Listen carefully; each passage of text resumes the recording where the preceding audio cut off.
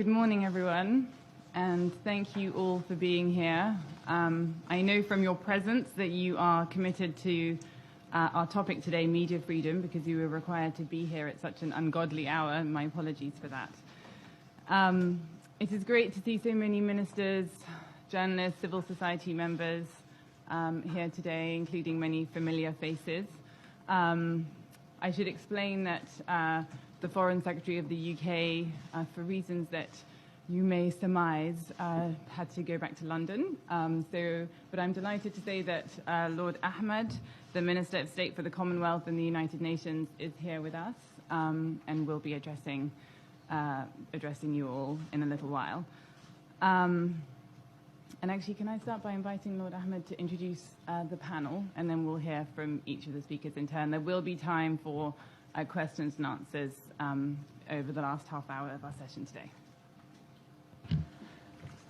Thank you, Amal, and Your Excellencies, distinguished guests, ladies and gentlemen. It's my immense pleasure to be here and delighted to be joined by Amal Clooney, who's the Special Envoy for the UK on the issue and the important issue of media freedom. And in the time since the conference and the lead up to the conference that we held over the summer in London, I pay tribute to how she's worked tirelessly on this primary objective and priority for the UK government. At this time, I'd also, and I'm truly delighted to welcome on the panel this morning, His Excellency, the Prime Minister of Sudan, who really epitomizes how change can happen very quickly. Just before we came in, I remember visiting Khartoum not so long ago, and what we've seen happen on the ground so rapidly is a tribute to how civilian rule can be instigated, and I'm sure we're very much looking forward to his contribution this morning. Thanks to the efforts of his government, for the first time in 3 decades, Sudan's journalists will be free to report without fear or favour. I'm also delighted that we would like to invite His Excellency Dr. Abdullah Hamdok, Prime Minister of Sudan, to address you. Thank you very much, Chair, and good morning, everybody. Distinguished panel members, distinguished delegates, participants, media representative here present. It is indeed an honor and a great pleasure to be with you this morning and to address you on this important topic on media freedom. This would never have been possible a few months back. Thanks to the Sudanese people who made this possible, but thanks also to our friends all over the world who stood with us.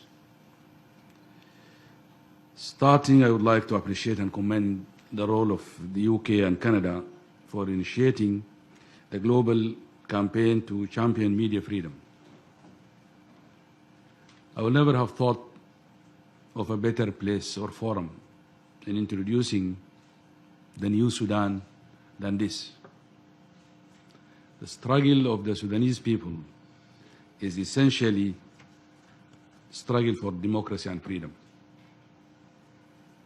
It has been a peaceful revolution that lasted for over 3-4 months, and every time we thought it's dying down, it surprised us with its resolve, determination, and resilience until we got rid of the dictatorship. Our revolution slogan is freedom, peace, and justice, and we strive to exactly implement that. We came from very far. We have inherited an ugly legacy of repression, jailing of journalists, confiscation of newspapers, all forms of censorship. Most of the papers, if not all of them, are owned by the state with its repressive nature. That is also true to visual or other forms of media. Extremely repressive environment. And you can imagine how journalists will live under that. We share Lord Ahmed understanding of the role of the press in the freedom. Free press is a pillar in promoting democracy, good governance, and human rights. These are very real commodities in my country over the last 30 years. Free press help promoting a culture of tolerance, dialogue, establishing solid foundations of mediating differences through dialogue, rather than resorting to other means of repression. But most importantly, promote a culture of peace. It is something that we in Sudan, in the transitional government, we have it as our #1 priority. Have wars in all corners of our countries. Wars in Darfur, for those who know the country, in South Kordofan, the Blue Nile, the East. So a free media and press can contribute a lot in promoting that culture. Free media promote transparency, accountability, but also help us root out corruption and all malpractices by making information available to the public and create an environment where the populace are the guardian of everything we do in the country, put government under check, and truly represent the force power in a democratic dispensation. And we look forward to creating exactly that. Historically, we used to have this. We lost it for 30 years, but I think it's coming back. We know it's not easy, it's challenging. Of course, even in established democracies, there are challenges of media freedom. But we are determined to move in this direction, and with the support of friends and partners, we will be able to do that. We are putting in place very ambitious plans to support media freedom. We have the honor to announce to you that we have signed the Global Pledge for Media Freedom, and we look forward to be an active member of this campaign. We take it very serious, and I'm glad to hear today that we will be one of the founding members of this campaign. Of course, you cannot imagine how excited we are by being part of this club, something that I've never dreamed of maybe just few months back. So thank you very much for this. We are working on repealing all the repressive laws and on press freedom. We are putting a lot of legislations, changing leadership of our TV channels, of broadcasting stations and all that, and creating a true environment where media can flourish and play its rightful role in helping building the nation and bringing us from the ashes. We are also reforming our institutions to accompany this change. You can imagine what a repressive police force, an independent and a totally dependent judicial system could create. We are working on that, and we are serious about having a judiciary system that is totally independent of any interference from politics, from executive, from all that. Historically, we had that, and we are going to restore it.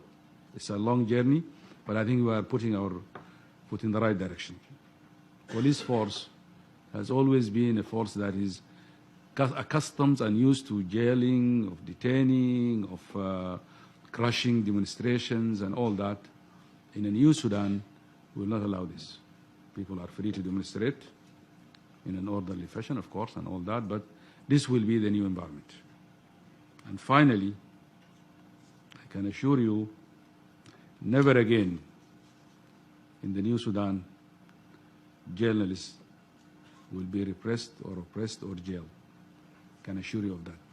Thank you very much, and I look forward to an interactive process where we could listen to your views, comments, responses, questions, and thank you for inviting me for this very important and exciting side event. Thank you.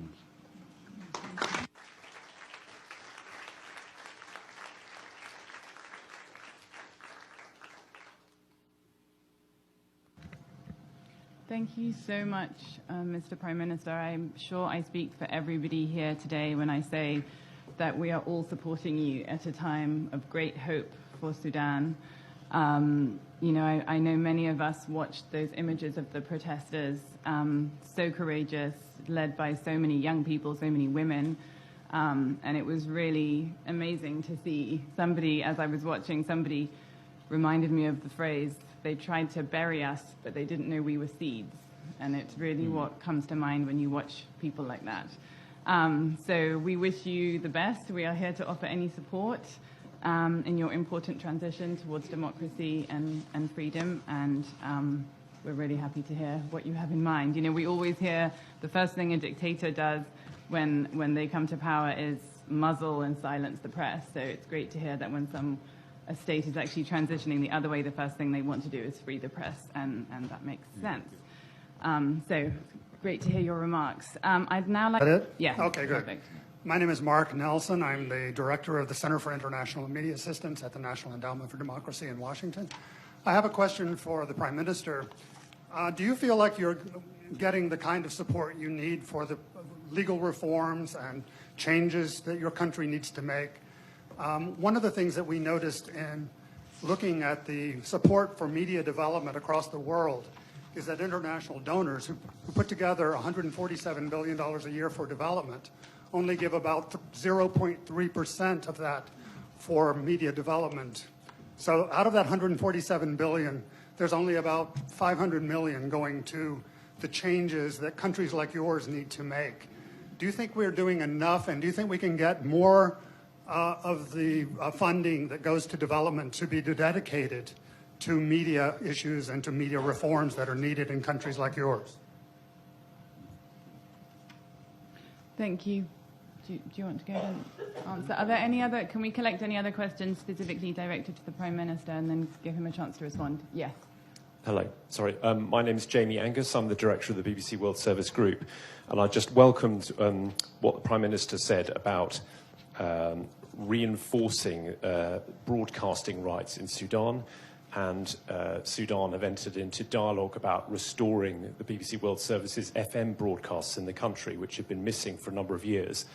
And I just wanted to welcome that and ask the Prime Minister to confirm his commitment to continuing to expand the rights of trusted international broadcasters, including the BBC, to operate in Sudan, not least for the benefit of the Sudanese population, but also because it makes his country a beacon for so many other countries in the region, and that we would continue to support that. Thank you. Prime Minister, could I ask you to respond, please?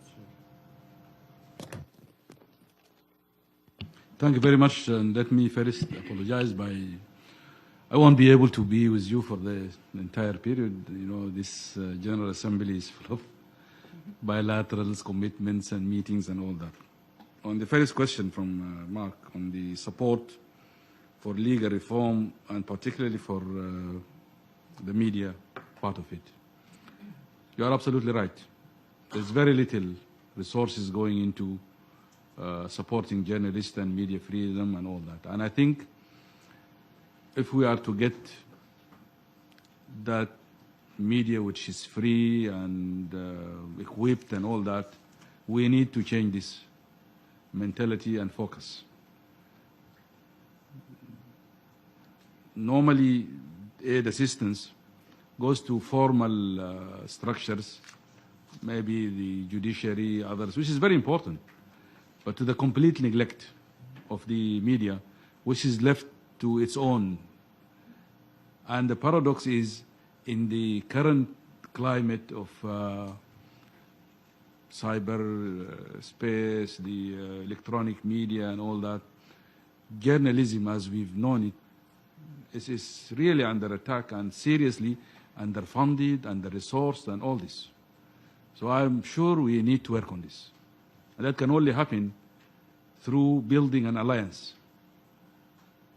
All of us, society, public opinion at large in the West, to revisit the priorities of the aid business and how it works. So I think we need that orientation, and I think this campaign should take on board some of this agenda and put it firm in the work of the campaign, Amal. On the issue, Jeremy from the BBC, yes, I can assure you, BBC, of course, you know, it's back. I grew up in Sudan in the 60s and the 70s, where the BBC radio was probably the only source of international information for people. And the paradox, years after that, BBC was prohibited from broadcasting from Sudan and people were not having access to that. Today we restored it. But more than that, another news on this, we have also restored the Radio Monte Carlo, which was also banned from Sudan for so many years. So we are very determined to create an environment that is open and allow journalists unfettered access to information, but also to reporting anywhere. This is actually, we are not giving them any kind of privilege. It is good for our people. Free society, free people can only be productive, can be useful in their own life, but also for society. So I'm doing it precisely because of that. Even another one, I'm sure you know that Al Jazeera was banned for a short period. They are back now. So this is something that we feel very strongly about, and we will definitely uphold this. But Amal, if I may just make one or two remarks as a conclusion, then I can leave you. I think from what I heard and from what we lived through, we know that democracy worldwide is under attack. And it is up to us to defend it. But we know so well the beauty of democracy has the ability of correcting itself. With whatever challenges, and maybe it can get messy, and I'm not seeing that Sudan will suddenly, because of this change, will rise and become a full-fledged democracy the following day. It's a messy process, but we are prepared to go through it, because it is the only way that assures ourselves and our people that this is the way we can have a society that at ease with itself and peaceful and all that. I think we know also democracy is an unfinished business. There is no finished model that you could just import it. I wish there is one. You just take it out of a paper and then unfold it. Societies has to rise and fall in this process, and we are happy to take that journey with all its challenges and problems. We wish and we hope, and I'm sure our friends and partners could help us with this. Not only resources, but also sharing of experiences, Jason experience, and how this thing can be inspiring. Training of young journalists and seeing the beauty of working in an open environment. But to conclude, I would just like to reiterate my earlier opening remarks that in a new Sudan, never again we will jail journalists. Thank you so much, and wish to see you in Sudan. Come and report from our society there, our failures and our successes. Thank you very much.